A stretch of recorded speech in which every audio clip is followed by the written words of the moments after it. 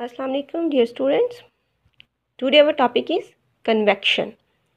Different transfer of heat के different methods हम पढ़ रहे थे, डिफरेंट प्रोसेसेस पढ़ रहे थे, जिनमें फर्स्ट था कंडक्शन, जो कि सॉलिड मटेरियल्स में होता है। ठीक है, हीट जो है, ट्रांसफ़र ऑफ हीट जो है सॉलिड मटेरियल्स में किस प्रोसेस के थ्रू होता है? कंडक्शन के प्रोसेस के थ्रू होता है।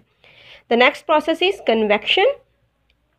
Liquid and gases may be poor conductors of heat, but they can carry heat because their particles are free to move around. ठीक है, अगर बात की जाए इनकी कंडक्शन की कि ये कैसे कंडक्टर होते हैं, तो हीट के ये पुअर कंडक्टर हैं, लेकिन ये हीट को अच्छे तरीके से कैरी कर सकते हैं क्योंकि इनके पार्टिकल्स के पास स्पेस होती है। लिक्विड जो होता है उसके पार्टिकल्स भी पैक्ड होते हैं, लेकिन इतने टाइटली पैक्ड नहीं होते। वो एक जगह से दूसरी जगह थोड़ा सा उनकी मूवमेंट के लिए थोड़ी सी स्पेस होती है।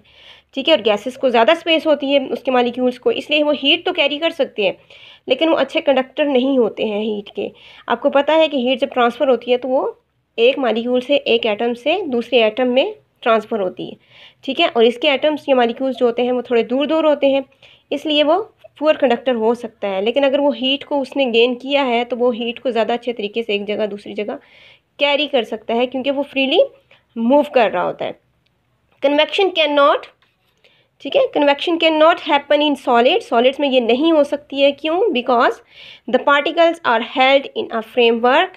वो पता है आपको कि वो टाइटली पैक्ड होते हैं। ठीक है, एक फ्रेमवर्क में होते हैं, वो एक जगह से दूसरी जगह मूव नहीं कर सकते। And can not move around as they do in liquids and gases. जैसे कि लिक्विड और गैसेस में थोड़ी स्पेसेस होती हैं, इसलिए लिक्विड में कम स्पेसेस होती हैं, गैसेस में बहुत ज़्यादा स्पेसेस होती हैं, तो वो एक जगह से दूसरी जगह मूव कर सकते हैं। ठीक है, this happens when water is boiled in an electric kettle. आपके पास एक इलेक्ट्रिक केटल है, ठीक है, आपने उसके अंदर वाटर डाला हुआ है, ठीक है, आप उसे बॉयल कर रहे होते हो.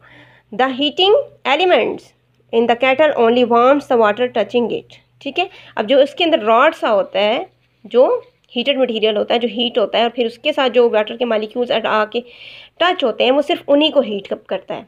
ठीक है, और वो हीट अप होने के बाद थोड़े ऊपर चले जाते हैं, फिर स्पेस आ जाती है तो उसके दूसरे मॉलिक्यूल्स आके फिर उसके साथ टच करते हैं. ठीक है, और जो आपको पता है कि हीट जो होती है वो हायर से लोअर की तरफ मूव करती है. ठीक है, cold water moves in this direction.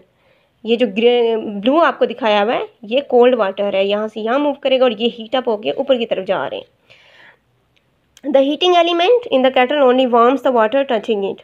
Warm water is less dense than cold water. Dense mean कि उसकी डेंसिटी कम होती है, इसलिए वो क्या करता है, वार्म वाटर जो होता है वो उठना शुरू हो जाता है, ऊपर की तरफ ये मूव करना शुरू हो जाएगा, इसकी डेंसिटी कम हो जाएगी. कोल्ड वाटर की डेंसिटी ज़्यादा होती है. This is called convection. यानी आप कन्वेक्शन को अगर सिंपल वे में सिंपल डिफाइन करेंगे तो आप कैसे करेंगे? The movement of the heat. यहाँ पे ऐसे डिफाइन तो नहीं लिखी हुई, लेकिन आप कैसे, जैसे सॉलिड में उन्होंने लिखी हुई है कि the movement of heat through a liquid. आप इस तरह का लिक्विड और gases is called convection. Cold water displaces the rising warm water and this in turns also becomes warm and rises. अब यहाँ पे जो वार्म होते जा रहे हैं मॉलिक्यूल्स वो ऊपर की तरफ आते जाएंगे. ठीक है, उनके वो लेस डेंस हो जाएंगे, उनकी डेंसिटी कम हो जाएगी, वो ऊपर की तरफ उठेंगे. और जो कोल्ड वाटर है उसकी डेंसिटी ज़्यादा होती है, वो इस बार की तरफ मूव करेंगे, मेटल बार की तरफ. ठीक है, कॉपर बार जो भी लगा हुआ है इसके अंदर, तो वो उसके अंदर मूव करेंगे, उसकी तरफ मूव करेंगे. इस तरह वो वाले मॉलिक्यूल्स जो होते हैं, ठंडे मॉलिक्यूल्स जो होते हैं, कोल्ड वाटर जो होता है उसके मॉलिक्यूल्स भी गर्म होते जाएंगे और वो भी इस तरह राइज होते जाएंगे.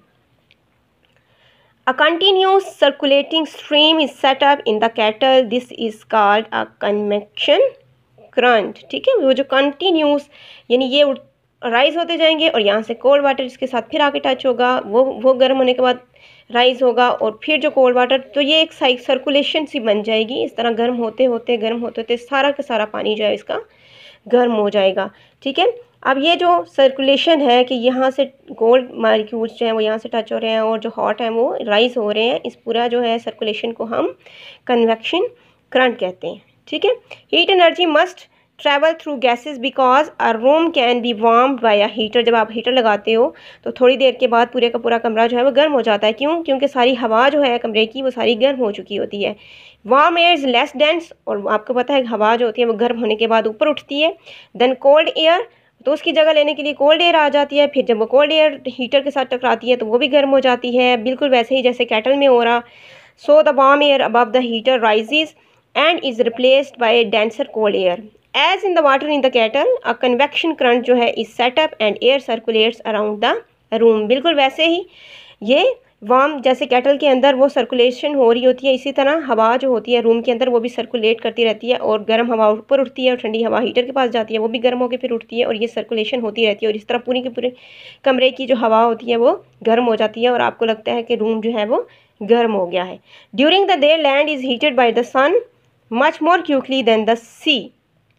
यानी दिन के टाइम सूरज जब चमक रहा होता है तो हमारी जो ज़मीन है वो ज़्यादा गर्म हो जाती है एज़ कम्पेयर टू उस समंदर के। दिस सेटअप्स ऑफ कन्वेक्शन, और जब ठंडे हवा जो गर्म लैंड है उसकी हवा जब ऊपर उठती है, ठीक है, ऊपर उठती है जब, तो यहाँ से गर्म हवा जो है वो ऊपर की तरफ उठती है, तो यहाँ से ठंडी हवा उसकी जगह देने के लिए यहाँ से ठंडी हवा इस तरफ आती है, ठीक है। फिर वो ये जो है वो वापस जो है लोअर टेम्परेचर की तरफ चली जाती है, ये फिर वापस जाके कूल हो जाती है, ठीक है। और यहाँ से फिर जो हवा आ रही है उस लैंड के साथ उसके उसके लैंड जो है वो ज़्यादा जल्दी हीट अप होता है, इसलिए उसके ऊपर जो एयर होगी उसको भी वो ज़्यादा जल्दी गर्म कर देता है। This sets up a convection current, so air moves in from the sea when damp air from over the sea rises it cools to from clouds, ठीक है। तो यहाँ से जो एयर यहाँ से उड़ रही है वो क्लाउड्स बनाने के लिए भी इस्तेमाल हो जाएगी। Clouds form where warm damp air rises and cools. जहाँ पे ये वार्म एयर जो है वो राइज हो रही है और कोल्ड एयर वहाँ से आ रही है, तो वो कोल्ड्स क्लाउड्स बनाने में हमारी हेल्प कर देती है।